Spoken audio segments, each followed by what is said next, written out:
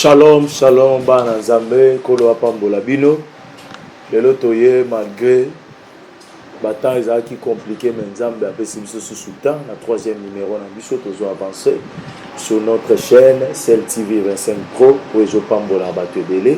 Lelo tozo basé na thème na biso eza tri capital pour te toyambi homme de Dieu awuti vraiment musika mais akolobela biso de la part Nzambe na yebi ke mambo akoloba ekoedifier pe yo pe bisika ozali okolanda ye pe kopambwama. Sur notre thème, à tout moment, les chemins de la parole. Les chemins de la parole est à l'imoutounion. La Bible nous dit toute chose passera, mais la parole de Dieu ne passera pas. Les chemins de la parole. Sans oublier de remercier mon Dieu qui nous a donné encore le souffle de vie. C'est pour cela, avant de commencer, na limite au Sambela, tout ce moment on a ça le beau kwanza. Père éternel, Dieu de gloire, pour les qui likolo na nyonso, pour te bato nyonso à mon kili bazana pour ça comme on a kembo na yo. Mais kembo na yo, lobi okope sango na bao bandimi yo papa. Si ka ete lelo to sanjoli yo neto lama, libela yawe sanjolama. Kumisama na yo, yo moyo kilo sambo, moka usipinjoli pe mopesi kimia. Pambolama na les maîtres des temps et des circonstances. Petit moment on a ça le beau qu'on a yo. Présence na yo ezala partage na biso nyonso tokoloba ezala mpona lokumu na yo na kombo na Yesu Masiya nde tobonde tolobi amen. Nzambe apambola biso nazobenga invité na biso pendant que azokota les docteurs ntango azo avancer esika ozali acclamons pour Jésus. Betela Yesu maboko, betela Yesu maboko, betela Yesu maboko, betela Yesu maboko esika ozali, betela Yesu maboko. Nzambe apambola biso émission na biso le chemin de la parole ezopambola mabota nyonso botinda ba message este Nzambe akozanga te kopambola biso. Shalom docteur. Shalom papa. Tosepeli komona yo na émission na biso na programme na biso oza vraiment les bienvenus sur notre chaîne Cell TV 25 Pro. Le long de ton monio, to sepel vraiment comme on a yo. To lingi to yeba, docteur pesa biso kombo se présenter na batu oyo ba monio lelo pour la première fois. Balingi ba yeba kombo, balingi ba yeba esika docteur Awuti. Voilà. Merci beaucoup pour la parole et invitation à Papa Chris. Kombo nangezali docteur Jacques Senga. Église ezali na niveau ya Luanda na Palanka. Ici que vous dirigez une grande ministère au monde de la Bible.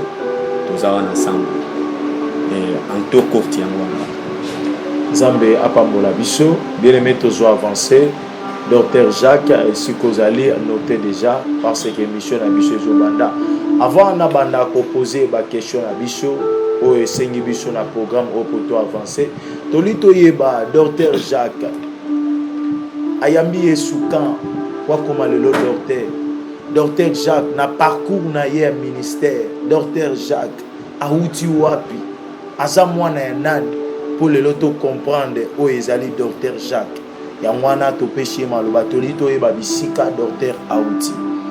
Voilà nako répondre vraiment très rapidement pour na kozo ba détail belité vie que na lobby déjà nazali docteur c'est-à-dire nazana kati ya moko ba ministère au Christ a déposé pour na église. Ba 5 ministères aux Nzambe a déposé pour l'église tozokango spirituellement par Nzambe mais na maboko bato. Cela explique que je suis passé dans un parcours dans les mains d'une personne, d'un homme, d'un père. Mon père c'est le patriarche Josué Senga, le visionnaire de l'église Eric Monde de la Bible en RDC. Nanzela grâce à Nzambe tozala qui vraiment oyo ba yebaki Nzambe d'une profondeur d'une manière ndenge bato biso babotamaka ayebi des gens kolo bote ezokende na kolo te biso ezalaki un peu différent bachemins différents des Nzambe ayebenga biso na ministère ya écrit parce que moi je suis dans le ministère d'écrit grâce à Nzambe et puis grâce à ba parcours pe ya banlakisi ya papa na ngai na tenir compte lelo kene za na ministère ou les ministère d'écrit c'est-à-dire Nzambe asalinga grâce au moyen des écritures je dirige maintenant une église nanzela ya appel au Nzambe apesaki nanga donc na yambi Yesu na maboko ya papa na ngai oza père spirituel na ngai za père biologique na ngai Je bénis Dieu pour ça. Et puis, c'est une grâce qui va te bénir. Parce qu'on a souvent les slogans qui disent que pasteur mais grâce, nous avons reçu l'appel avec discipline et une forte vocation par Dieu. C'est-à-dire, on n'a pas de la raison de point. Tony Petoyeba, Zambia Pambola Biso, la question. Bino Bao Bozo Landa Biso, Bozo Kandenge, docteur Jacques Azoloba. Tony Toyeba, docteur Aza marié, tout divorcé, tout n'a pas balité. Bon, grâce à Nzambe, toko koma na point. Tolingi Toyeba, pour Bazo Lando Baeba, pour Nene Tozo Kota na ba question na Biso. Pour toi avancer, Bazola, docteur, Aza marié, toi Aza célibataire. C'est-à-dire que vous allez marier, pas encore, mais nous croyons avec Dieu, nous ferons plus les espoirs. Amen, docteur, Aza marié, les lois na réponse na biso, toza clairement, tozo avancer, biso kozali papa, maman, s'abonner et partager dans notre chaîne Cell TV. Et je sais que l'Éternel ne manquera pas à nous bénir. Zambe apambola biso. Bien aimé, na thème na biso tozo les chemins de la parole. La première question au tozo tout na docteur na biso parce que toza apona ko édifier peuple de Dieu. Tolingi to tout na question liboso et pas docteur. Docteur appelle sa biso isa clair ou isali clair. Comment connaître la destinée que Dieu a pour moi? Ça veut dire ndenge akoyeba destinée o nzamba za nango pona mwana nzambe. Ndenge akoyeba destinée o nzamba za nango pona mwana o abengi. Donc la première question au tolingi to tuna docteur la biso. Yeah, merci Papa Chris. Je bénis Dieu vraiment pour ce programme qui bénit tout le monde partout où vous êtes. C'est un programme où ils ont biso penato vous allez édifier. Et l'année ma question Robi ndenge nini tokoki ko yeba destiné aux Zambie azana ngopo na biso o na lingala pona kosunga ba ndeko mususu. C'est-à-dire en tout cas je peux expliquer d'abord donc dans la quatrième ligne à question nous avons le mot qu'on appelle peut-être le mot compliqué ou le mot à définir d'une manière de définition des concepts. Donc nous avons la destinée et Dieu. Le vrai problème, c'est d'abord la destinée et la deuxième raison, c'est Dieu. Lorsqu'on fait l'effort de connaître, c'est-à-dire il faut avoir des points et des clés. Parce que connaître, ça nous pousse directement au vers le savoir. C'est-à-dire, dans les conditions de savoir, il y a des clés à avoir pour savoir quelque chose. C'est-à-dire, dans la matière de connaître, nous comprenons tout justement, directement plutôt, que tokoki jamais koyebelo komoko surtout na makambo itali eza lié na divinité, to na Nzambe sans avoir des clés. La Bible déclare que Dieu est esprit. Je vais revenir entre parenthèses. C'est-à-dire pour arriver à comprendre qu'est-ce que Dieu a pour nous comme destinée, comme le Papa Christ vous venez de dire, nous devons savoir d'abord quelles sont les clés. Moi je l'appelle ça les couloirs pour comprendre le pensée de Dieu. La destinée en définition tout simplement pour Nabatoazo Landabiso. Destinée est anime. Destinée est à placité. Est à lieuté. Le destiné c'est le plat de Dieu pour nous. Qu'on parle, je veux connaître la destinée ou une chose qui est liée à mon futur, à mon avenir passé. Le synonyme des gens expliquent que c'est l'avenir, la conversion, la mission ou l'appel, je peux le dire. C'est ça la destinée. C'est-à-dire, la destinée est liée à ces mots. Ça explique directement. Pour nous atteindre l'objectif, il y a qu'à comprendre. Il faut la lier quelque part. Il n'y a pas de couloir pour comment comprendre. C'est-à-dire, la destinée par définition, ils allaient penser aux ambazanango pour na mutu banda bota manati ngwa kufa. Cet parcours, cette longue chemin, c'est ce qu'on appelle la destinée. J'essaierai un peu court bibliquement. Je prends l'exemple de Joseph. La Bible parle de Joseph. Il parle d'un Joseph qui est dans la maison de son père. Il parle de Joseph dans les mains de ses frères. Il parle de Joseph dans la maison de Potiphar. Il parle de Joseph dans la maison du roi comme ministre en Égypte. C'est-à-dire Joseph a passé 4 saisons terrestres qui expliquent sa destinée. Cela explique directement la destinée. C'est les pensées, le plat de Dieu sur l'homme. Avance. Je peux dire des destins de Dieu d'une manière que eza conception zamba kanisi pona mutu. On zamba planifié pona mutu. D'abord, je donne des conditions pour permettre biso to koma na koyeba ndenge nini to nini zali penser ensemble pona biso. Je ne peux pas dire destinée parce que destinée c'est trop long. Cela signifie uniquement quelle est le pensée de Dieu pour nous. Les 2 conditions pour arriver à atteindre, d'abord, l'homme doit comprendre d'où je suis sorti et où je vais. La Bible dit, dans la création, ce qui explique que l'homme était poussière, Zambazui a formé. Maintenant, un être humain, c'est la souffle donc que Dieu est en train de pomper sur l'homme. Parce que l'homme fut formé. Mais la souffle, c'est un être humain. Parce que la Bible dit, après avoir soufflé, l'homme devient un être humain. C'est-à-dire, la forme que Dieu donne, Namabelo Yazoa qui c'est l'homme. Mais pour devenir un être humain, c'est maintenant la souffle. C'est-à-dire, l'homme doit connaître d'où je suis venu et où je vais. Alors, pour que ces choses arrivent, pour que l'homme ait une existence moko claire, la Bible explique, Dieu a déclaré dans la première personne du pluriel, créons l'homme à notre image. Pourquoi Christ a dit, créons l'homme à notre image? Je l'appelle Christ pour choquer un peu les frères musulmans. C'est-à-dire, pourquoi a dit, créons l'homme à notre image? Parce que dans la matière de créer, Dieu n'est pas seul.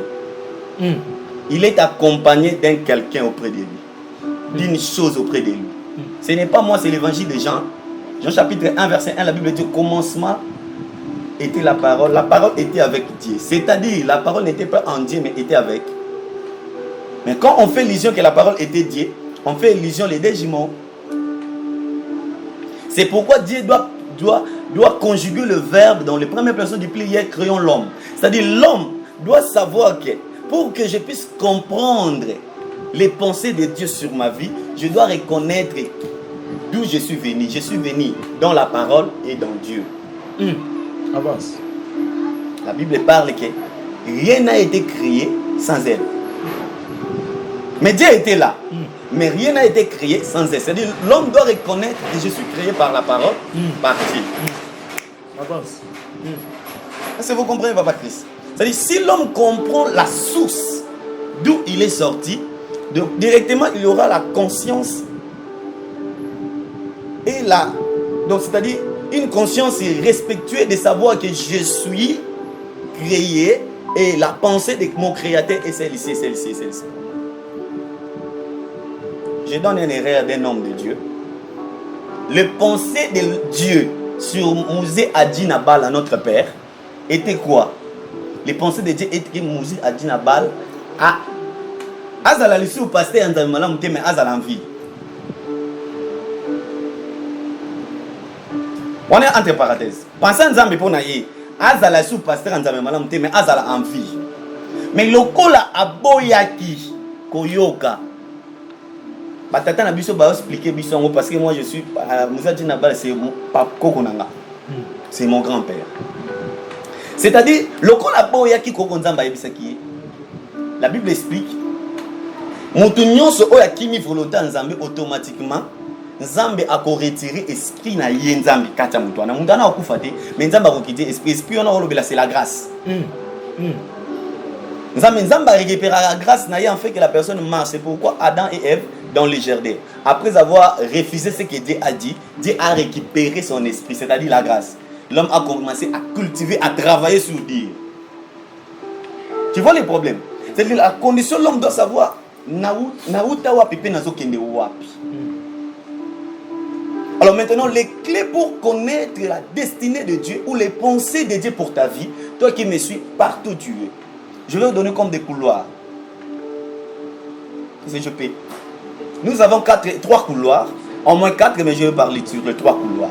Le premier couloir de l'homme, pour que l'homme comprenne en réalité quelles sont les pensées de Dieu sur moi, quelle est la destinée que Dieu a prévue pour moi, quelle est comme réalité dans ma vie que Dieu pensait pour moi ou il pensait pour moi.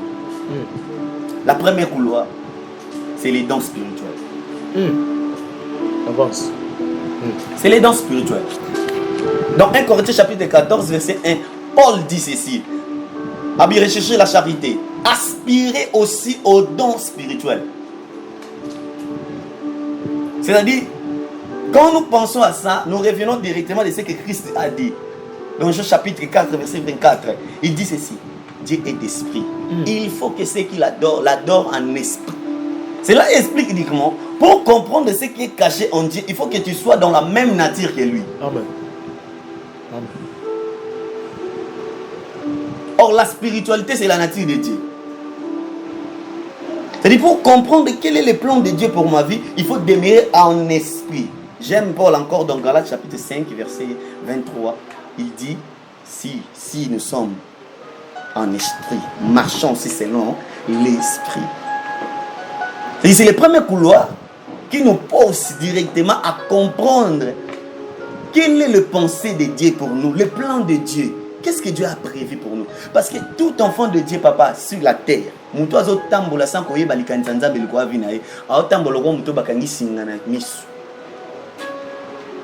touche à tout. C'est-à-dire, la première couloir que l'homme doit maîtriser, c'est les dons spirituels. Amen. Quand tu as les dons spirituels, tu vas comprendre directement la destinée que Dieu a prévue pour moi. C'est fini. Là, c'est le premier couloir. Si c'est lui qui a maîtrisé les couloirs là, les dons spirituels, il a la facilité. Pour avancer rapidement, le deuxième couloir, ça va nous pousser un peu à grandir parce que moi je suis fils de conférencier. C'est-à-dire, c'est lui qui veut comprendre d'où je vais. Il doit comprendre quel est le plan pour arriver là-bas. Hein? Qu'est-ce qui est prévu pour que je sois là-bas? Vous savez, le deuxième couloir que je vais vous parler, c'est savoir invoquer. Savoir invoquer. Tu veux comprendre. Mais tu veux comprendre qu'est-ce que Dieu a. Quelles sont les pensées de Dieu? Mais tu dois d'abord invoquer. Dieu s'appelle Dieu des invocations. Amen. Vous voyez? Jérémie chapitre 33, 3. Aujourd'hui, les versets là. Et tu gagnes le logo pour ne pas s'embêter la rapport dans Zamba Bali Sabango, Zamba Pambola Bango. Mais suivez les versets. Invoque-moi, je te répondrai. Je t'annoncerai des choses cachées que tu ne connaisses pas. C'est-à-dire, la destinée n'a été jamais révélée sans invocation. La destinée a toujours été cachée quelque part. Jésus-Christ, lorsque Dieu l'envoie sur la terre, Jésus-Christ n'avait pas vu ce qui va se passer. Quel est le plan de Dieu? Mais lorsque Dieu est en train maintenant de révéler à Jésus, Amen. Jésus dit non Seigneur, s'il vous plaît, si tu peux enlever cette coupe. La destinée a été toujours cachée. Si Dieu avait dit à Joseph, tu seras roi, mais attends, avant que tu sois roi, tu vas passer comme si tu mon papa, pardon. Amen. Amen. Amen. Amen. Avance. C'est-à-dire, le vrai problème, c'est l'invocation. C'est lorsqu'on invoque Dieu, automatiquement, tu as encore révélé sur le plan de Dieu. Quel est le plan de Dieu? D'ailleurs, je suis comme la banane en tu as la circuit, tu peux même parfois. Nalandi, si je me repère ce qu'on a dit, ni tu as la tente, tu perds l'espoir. C'est-à-dire, et ça, dans Babylone, c'est comme la vie, on a vie, tu perds l'espoir. Pourquoi? Pour tous ceux qui préparent un côté. Mais Moutou a révélé sur sa destinée, sur le plan de Dieu sur sa vie. Hein? Jamais on perd une âme. Je perdis mon grand frère. Dimanche, premier dimanche du mois de juillet, mois anniversaire. Dans la latine, on m'appelle. Azaki Arabi, pour les traitements je l'ai préparé pour prêcher. J'ai dit gloire à Dieu. Je suis allé à l'église et je prêchais la Bible. Après avoir prêché, je dis à l'église, il y a cela 4 heures du temps que le prophète Josué est mort. Les autres disent, mais papa, comment tu es arrivé? Tu as si, comment on est comme une très à l'aise, une prédication forte, c'est-à-dire, celui qui est préparé des gens, c'est lui qui a la révélation de sa destinée, à bangakate, à lengakate, à perdre l'espoir, à se rassurer. Parce que je sais déjà, na destinée nanga, na kutana mosa Potiphar, mais déjà que na destinée nanga, na kutana mutuboy. C'est-à-dire la destinée a été toujours cachée. Mais pour que la destinée soit révélée, il faut l'invocation. Bien aimé, il faut apprendre à invoquer Dieu. Amen. Amen. Amen. Vous voyez? Pour que le fait descende, il faut qu'il y ait l'invocation. La qualité, bien aimé, Makamoton Tozoloba, Toza vraiment intéressé. La ligne pour dans la concentrer si Toza. Parce que tout ça va jeter, tout blaguer, mais ça pour édifier. Mais tous les docteurs, azota lisoma kamwe za très capital. Parce que bana nzambe be bazobunga. Mais to yé vraiment to zongi sa bana nzambe. Ya mwana na zongi sa maloba epaya.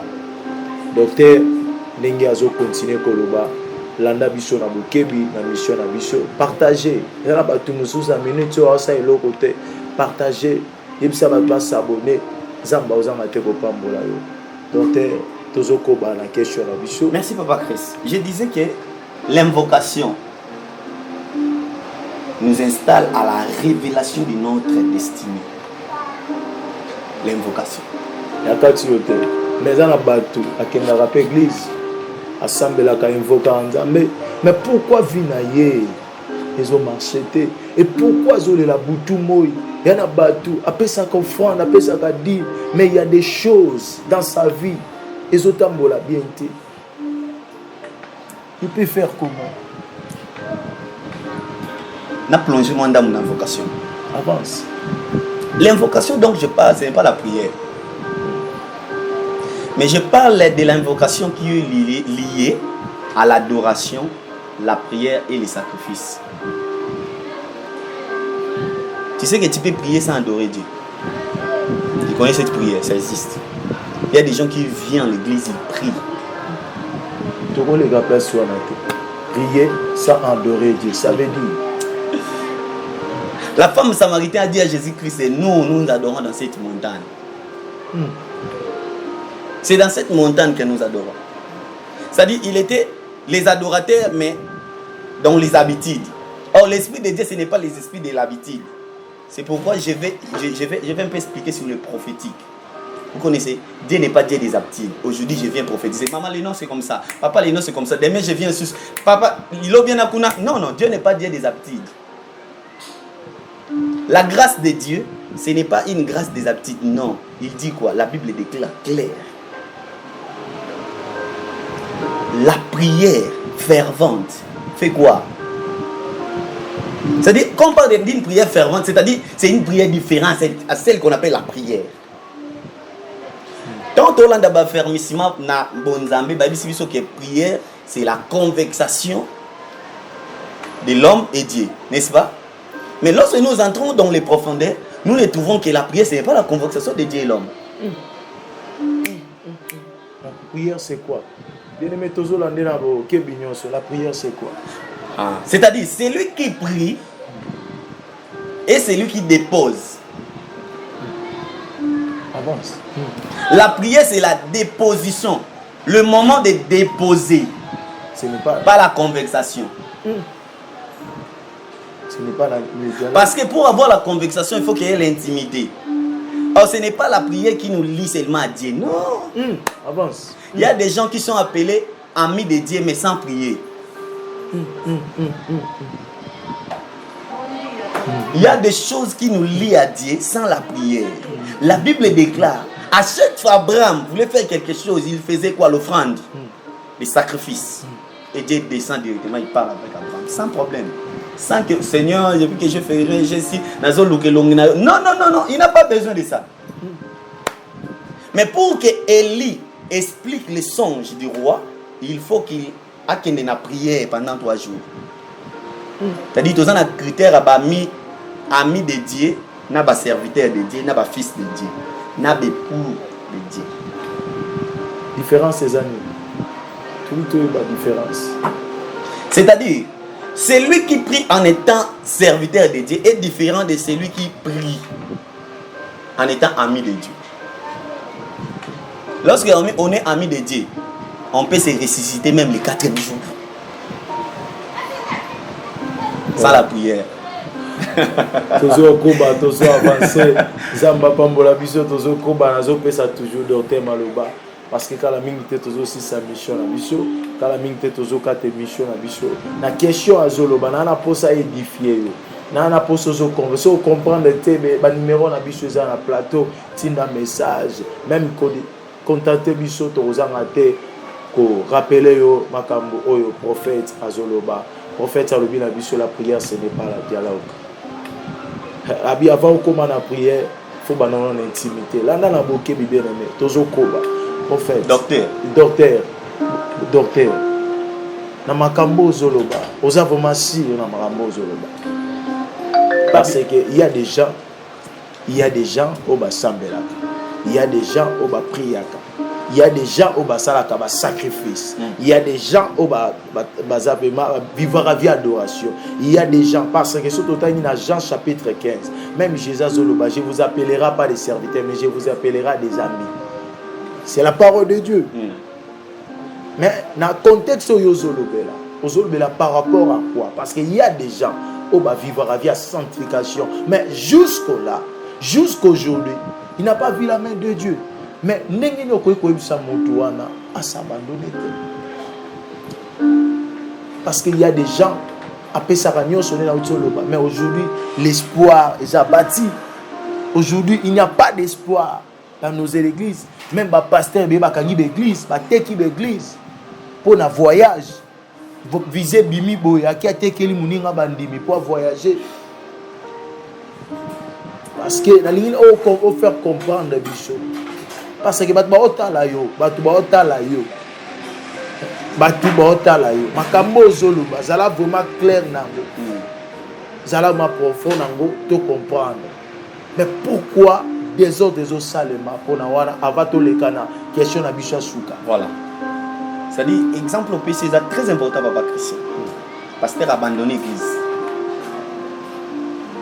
Bandimi abandonné foi. Et ça n'a tant moko na Bible, les Israélites va ebisi Moïse, to lembi yo kindara olobela biso makambo yo la biso. Mais biso mo peto nto kenetis kanzambe mo aza, biso mo peto lobana. Moïse abel to ke biso no ça marche. Tant que ko kina marche. Parce que David dit la voix de l'Éternel c'est plus que le tonnerre. Fait trembler le désert. Voilà. Ça dit tremblement bandi, bakaki bando beta. Bazali batalan ba Moïse. O même biso pa o mabiso. C'est que yo bosolo na mutu na kaka boye. Moïse abinga so ne ka boye. Biso ba pona biso tozong te okufa ate. Ta papa na ngai na bila attention, maman na ngai na bila attention. Tika biso to sa nini? Tozonga. Bazonga raté. Celui qui ne connaît rien du plan de Dieu pour sa vie abandonne toujours. Abandonne toujours. Les pasteurs qui abandonnent l'église, c'est-à-dire il ne connaît pas le plan de Dieu. Je suis appelé dans le ministère des cris. Tu connais que dans ce ministère écrit, n'a pas tapé prison. Si c'est le plan de Dieu, nous avons mis ma peine de bon qu'on a commis le mot livre et critiquer les politiciens dans le type de prison. Celui qui ne connaît rien du plan de Dieu sur sa vie abandonne toujours. Ce sont des hommes qui ont entré dans les ministères sans connaître quel est le plan de Dieu pour moi dans cet ministère.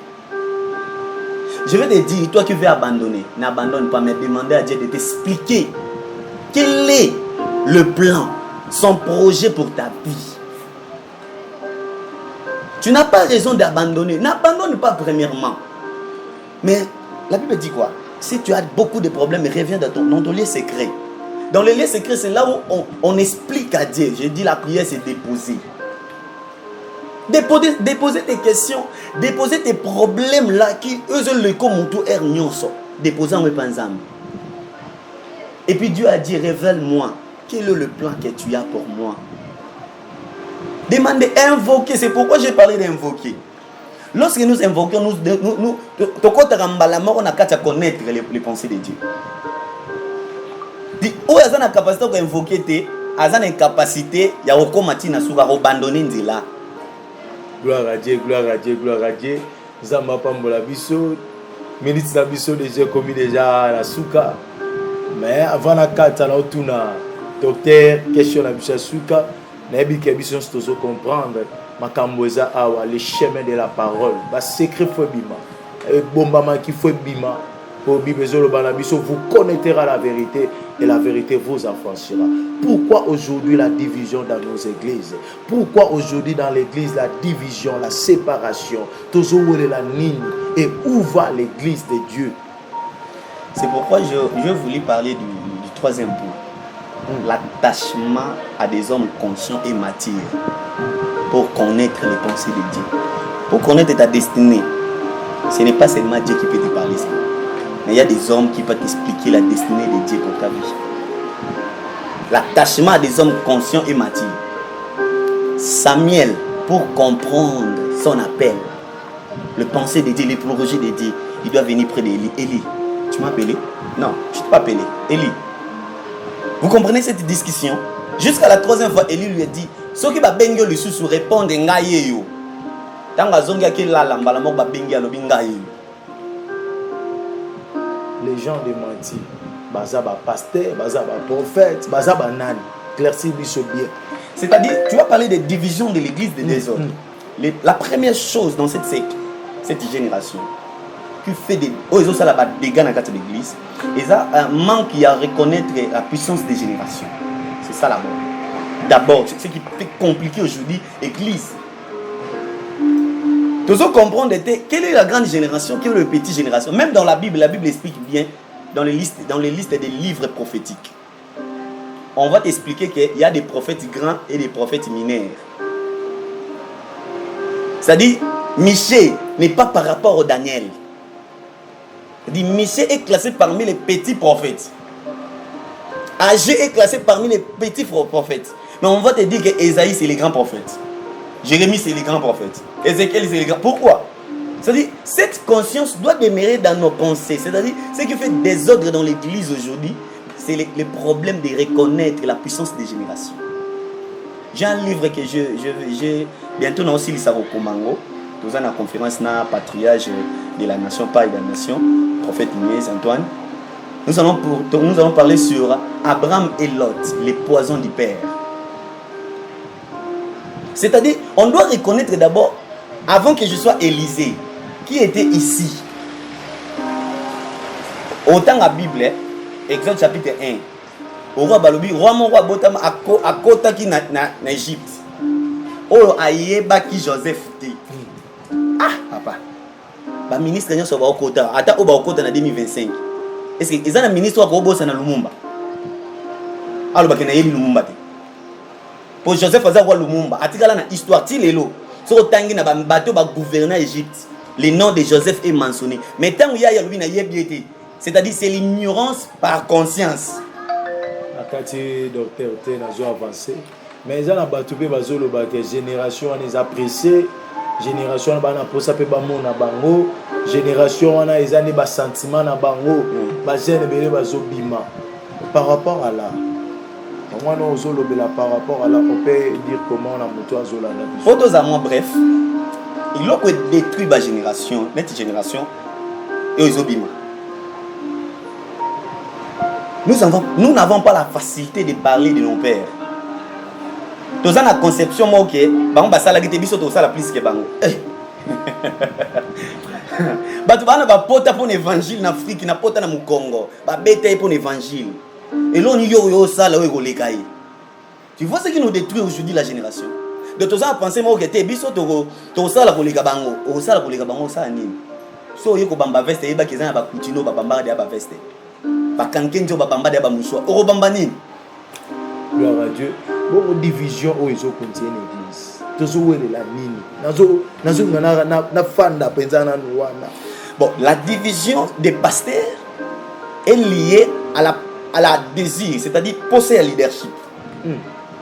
Tout veut dire diriger. Non, tu m'appelles sur le livre, comment conquérir. C'est-à-dire, tu vois les sons que Dieu nous a créés comme ça. Pour ce haut, Ils ont 3 critères. Où est obligé à former, créer, dominer. Ce n'est pas de l'orgueil, ils ont déjà nature, on est en Zambasala, on s'unit, où il n'a qu'à former, créer et puis dominer. Nani appelle ça à donner l'idée qu'il faut que l'on mette la kassa balata. Ce n'est pas Dieu. Avance. Bible le temps pratiquer mintakala. Bango habité. Tozo ba poso wana to sala ba kassa wana to sala bilamba to sanini. C'est-à-dire l'homme est toujours né comme ça. Il aime créer, former, dominer. C'est comme un tour de Babel. C'est-à-dire personne n'a pas c'est-à-dire c'est ça le problème d'aujourd'hui. Même pensée. C'est ce qui met la division de l'église. Je dis, cher pasteur, cher apôtre évangéliste, ce qu'on rencontrait un fils ou quelqu'un, un serviteur qui a soif de la leadership, prends gauche, prends droite. C'est ce qui a j'ai expliqué ça dans 4 livres. Abraham n'a l'autre. Bible lobi bakabona ate pona ba bien. Mais ba bien zala ke belé pour ba koke ko vendre sous ba bien sika monter. Mais ça a problème à leadership. Ba ça la kuna ba lobi na za puissant, ba ça la kote ba lobi na za puissant. Nangola ici on a ba tout sous ba obi malelo papa de la nation, papa de la nation. C'est dit dozo e ba na sous. C'est ça la division de l'église. Nzamba pambola biso, nzamba pambola biso to comme na suka émission na biso, to koyoka susu docteur, to koyoka susu semaine wezoya. Ah ma bombi si eza awa parce que le chemin de la parole makamba ko bomba ezate tala to bombi poto boya bimisa nyonso epesoka guana po na émission ko yawe bana kolanda ye docteur Nzambe apambola yo na lingi opesa biso façon ni bat bakoyi kozwa yo opesa biso numéro bato bazolanda yo partout contact bandeni bakoyi kozwa yo. Voilà, merci toza na école oza ko former ba serviteur de Dieu le seul moyen ko zonga la facilité. Numéro ya direction Zali 947 347 206. Nous avons formé ma jeune serviteur au besoin de la tu sais, la formation, ça, la transformation, c'est la déformation. Et nous avons un centre belé et ils ont formé transformation, ils ont déformé. En Angola, en Zambie, si vous avez numéro 1, vous participez à la mission de grâce et au Songo Makas. Les seuls moyens pour être au monde. Quel numéro de téléphone 947 347 206. Dans les réseaux sociaux, dans les réseaux sociaux, le petit docteur Jacques Senga officiel. C'est ma page. Instagram. Dans Instagram. Gloire à Dieu. Nzambe apambola biso. Après si biso déjà contact.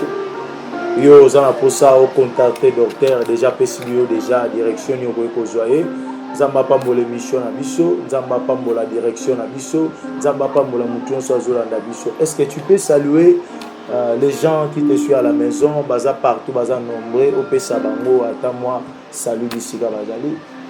Que Dieu bénisse tout le monde bino bato bolande biso et puis bato bolanda biso reta nzamba batela bino nzamba pambola. Nzamba pambola yo olandi biso, sans oublier le directeur numéro 1 de notre chaîne Papa Nati Shekanda, sans oublier Maman Laetitia, sans oublier toute l'équipe de notre émission Cell TV 25 Pro. Que le Seigneur soit avec vous. Nzamba pambola bino nyonso bisika bozolanda biso, Mama Bia la star bisika olanda biso partagera l'émission Kolo apambola yo, la femme honorable Nzambe asala yo bolamo, Nzamba pambola yo Sarah Manzai, Nzamba pambola yo neko nyonso olanda biso, landa biso sous la semaine prochaine et que le Seigneur ne nous manquera pas à nous bénir. Que Dieu vous bénisse. Merci. Soit la paix soit avec vous.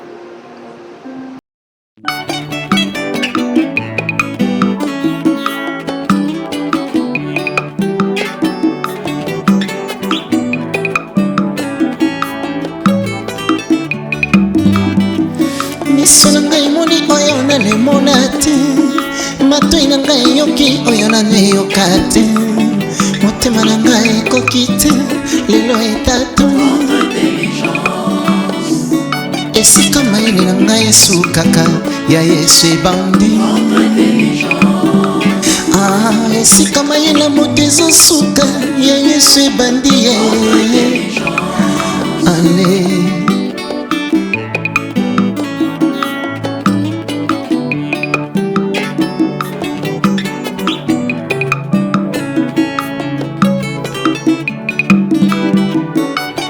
batindaki ye na ninive ye akei na tarsise likolo kombo ya mokano na nzambe mbonge mbela eyaki sukasuka babwakaki ye na mai. Bandeko botala intelligence mene kanisaki nyonso esili. Bandeko boyoka matematika moto na miso nzambe ebimi pamba ye. Misemeli ye mpona kokokisa mokano nzambe Jonas aboyaki na ye. Asanzi ye na nini oyo nini ye. Asanzi ye na Ninive, parole accomplie.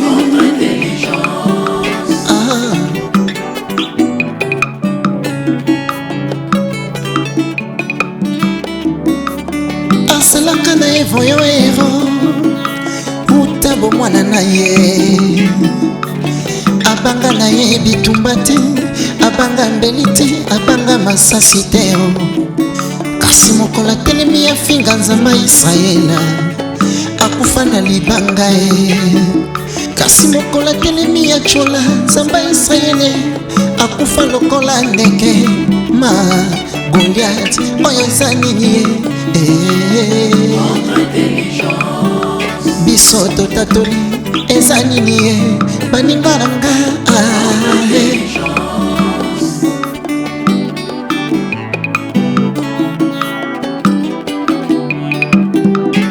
Intelligence humaine elobi soki moto akutani aveugle ata mokolo moko akoki kozongela vision te. Aveugle Bartime bato mokili batiaki point final na vie na ye. Kasi mokolo akutanaki na contre intelligence aveuglema ya Bartime esilaki. Kasi mokolo akutanaki na oyo akonfonda mayela ya bato miso na ye emonaki lisusu baninga oyo nde nini ye. Yango nga na tatoli eza nini ye.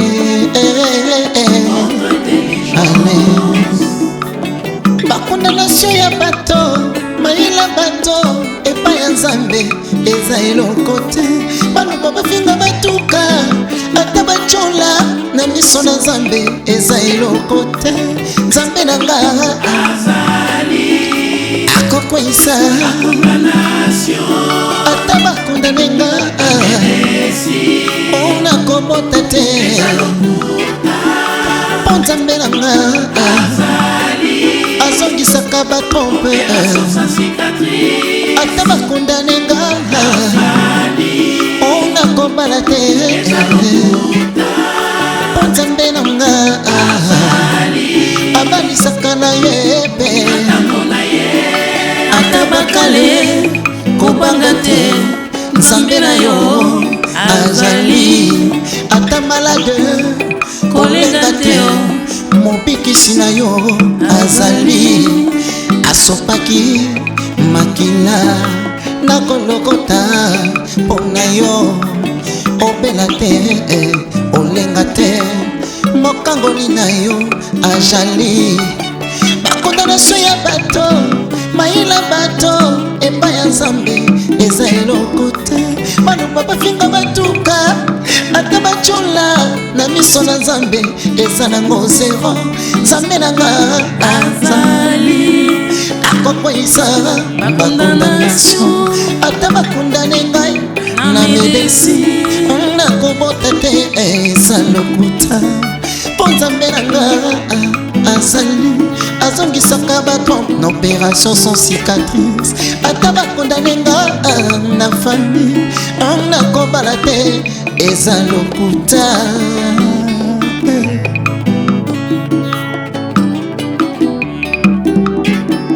Contre intelligence ye kotombola bayeba mikitisa. Contre intelligence ye kokitisa bayeba mitombola. Bakondanasio ya bato mayela bato epai ya nzambe eza eloko te. Baloba bafinga batuka ata bachola na miso na nzambe eza nango zero. Nzambe na nga akokwisa ata balakeli yo kobonga te mpo nzambe na yo asalaka na ye nani asalaka lokola nzambe na ngai namoni te akotikala kozala te Christ Emmanuel.